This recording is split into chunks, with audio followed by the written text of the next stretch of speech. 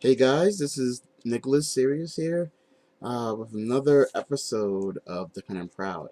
And I made a note of something that was amazing that I read today. Um, it is based upon the idea. I have a friend, her name is Natasha. Hope you don't mind me using your name. I won't use your last name. But she started doing what I do. My room's a mess, so excuse me. uh, you see over there? That is my wall. Before I leave here, I read at least one of those things to help me throughout the day. Today I read. Hold on, let me see. um, the one that I read today was.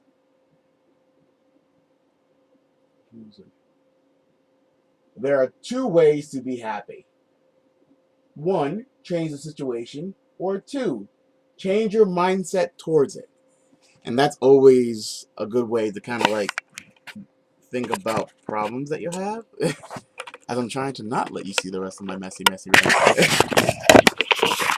I was just looking for something earlier, and in the process of looking for something, it just became like such a hassle. um, but that wasn't what I wanted to share.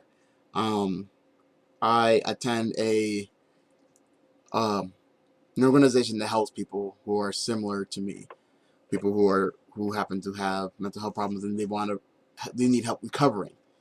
Um, and honestly, I was doing a pretty good job until recently, where and I feel bad about my backslide here, but I wanted to kind of just be by myself. I didn't really want to go to appointments. I didn't want to go hang out with anybody. If I left my sanctuary, my room, it's because I needed to or I had to. But then I'd come right back. Like it was really hard for me to kind of break out. And even now, my adopted mom Sue, she's like, "Hey, want to do something together?" And it's just to get me out of here, and it's helping a little bit. She picked something that we both happen to enjoy, not something that she just likes to enjoy, that she thinks that I like. It's something that I actually don't mind doing with her. But no, that's not what I wanted to speak about. It's this thing I wrote down from whenever I saw it inside the skills building. Um, recovery. Recovery is remembering who you are through the darkest and using your strength to become all that you were meant to be. Support the journey. There are a lot of things that happen on a daily basis that's just very uncomfortable, unpleasant, annoying, frustrating, irritating. The list can go on. And I know personally there's a friend who's close to me, and today she was kind of like, she didn't want to keep doing the hard shit. She didn't want to keep putting up with her past. She didn't want to deal with the crap that she had to deal with the present. And to her, her future didn't seem worth living for. When I read this, I realized what I needed to tell her. I try to tell her, look, you still have control. You don't have control of your past. You don't. That already happened. You can't change it. The only thing you can do is change your mindset, right? And you have all the power to change the present to make your future better. I'm a little bit hardcore like that. Like that might not be hardcore for some of you, but for other people, it's like, yeah, you can do that. Not everybody can do that, and that's true. Not everybody can do that. But recovery is remembering who you are through the darkest of times. I read somewhere, or maybe I heard it somewhere in a movie. And yeah, I know a movie, but keep in mind, everything around you is always a lesson. But there's something that I read is that, or watched, saying that who you are is defined by your darkest hour. Meaning that whoever you try to be will go away, and whatever you need to be, whoever you are, will shine whenever it is needed to be. That's why it's good to remember who you are, especially through the darkness, through the hardest times. Do you want to be? Are you the strong person, or are you the weak person? And I know sometimes it might feel easier to be weak, but you guys who are listening, you guys who have mental health problems, you guys that are labeled as disabled or handicapped or what have you, have gone through something tremendous. something hard, something tough, and you survived.